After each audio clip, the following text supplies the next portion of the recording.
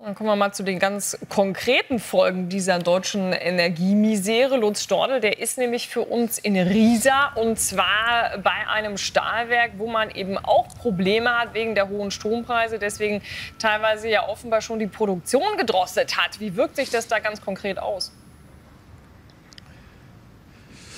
Ja, man muss es vielleicht mal erklären, weil wir als Normalverbraucher ja von diesen hohen Strompreisen gar nichts mitbekommen. Also wer jetzt einen Vertrag abschließt mit einer festen Bindung, der zahlt knapp unter 30 Cent. Aber es gibt eben auch Verträge, die man privat abschließen kann, wo der Strompreis nicht festgelegt ist, schwanken kann, je nachdem, zu welchem Preis er gehandelt wird. Da kann man günstiger wegkommen oder teurer.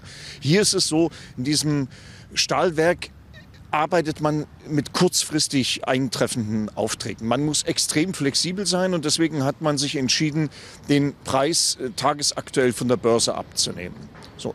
Auch da Phasen, wo man dann wirklich gut wegkommt, wenn eben viel Energie vorhanden ist. Und hier hat man dann am Mittwoch in dieser Dunkelphase, in der wir uns momentan befinden, dann gesagt, das macht keinen Sinn mehr. Also die Kilowattstunde, die kostet im Moment bis zu €1. Und dann kann man rechnen, wenn ich jetzt in der energieintensiven Industrie unterwegs bin, und das ist man nun logischerweise in einem Elektrostahlwerk mit angeschlossenem Walzwerk noch, dann rechnet sich die Produktion einfach nicht mehr. Nun ist auch das Runterfahren so einer Anlage natürlich sehr kostenintensiv, aber man hat durchgerechnet und hat gesagt, es ist besser, wir produzieren jetzt erstmal nicht, statt dass wir enorme Verluste einfahren, einfach weil die Energie zu teuer ist. Das ist die Konsequenz. Also Mittwoch hat man dann gesagt, es macht keinen Sinn mehr einfach. Wir können mit diesen Strompreisen so nicht mehr arbeiten, wir sind damit nicht mehr wettbewerbsfähig.